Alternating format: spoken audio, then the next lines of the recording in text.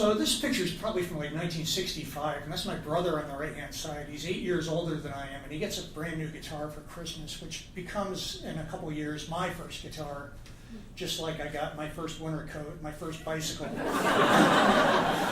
But it created something that stayed with me. And so this is just a couple of years ago at the Unity Center for Performing Arts. I've been making a lot of music in my life, and it's been one of my chief joys in holding the guitar that I'm playing right there. And 20 seconds is a little bit longer than I thought. In the early 80s, I started woodworking.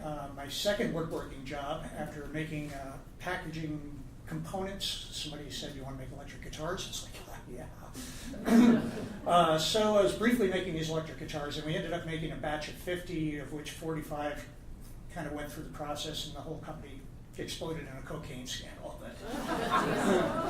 So in the early 90s, I went to a workshop at Haystack with Silas Kopp, as mentioned, and this was my first marquetry piece done that weekend, which I still don't understand what it is, a warrior kangaroo jumping off into the unknown.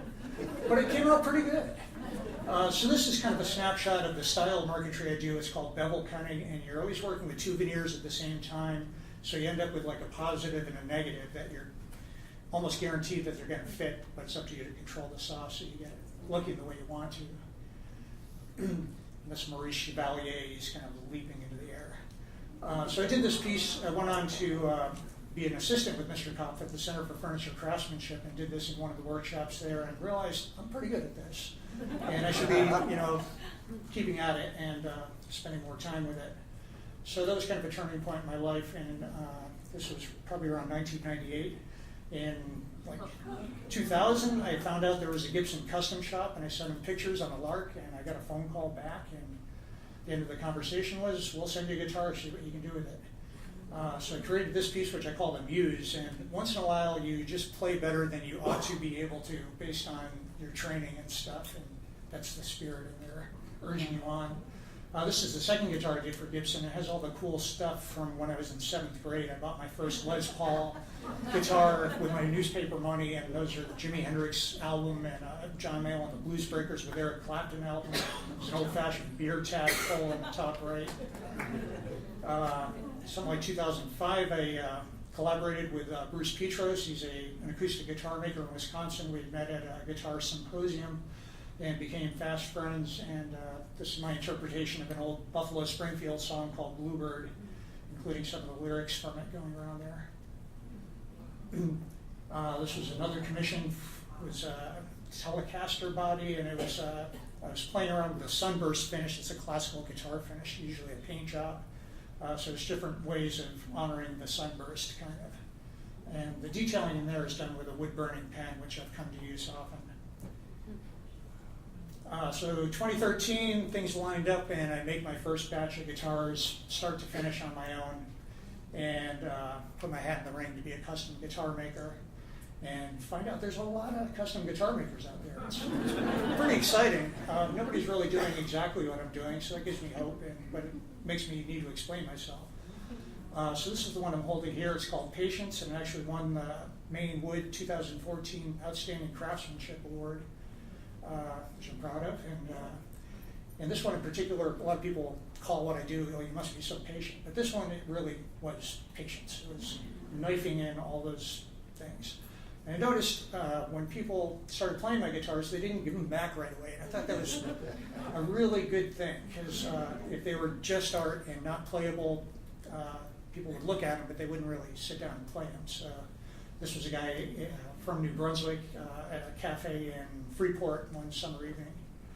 I like to play around with old albums. One of the great things of people our age was like buying an album and going home and putting it on the turntable and opening up the album and checking out the artwork. I think a lot of us saw more art through albums than museums. So this is the inside cover, the Allman Brothers Eat a Peach album, and this is one of the guitars in raw form that's going to get that design on it. And the next few photographs are images of the process of creating, although that could be 20 slides in itself.